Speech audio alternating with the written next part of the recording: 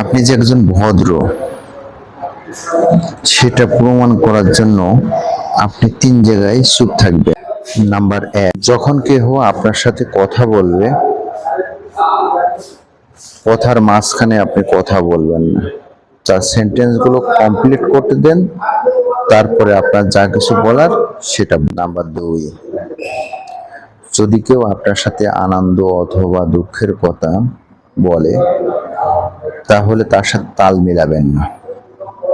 যে আমার ছেলে অমুক জায়গায় থাকে, আমার মেয়ে অমুক জায়গায় থাকে, আমার বাড়ির পজিশন এমন তেমন, এটা সেটা সমস্ত কথা বলবেন না।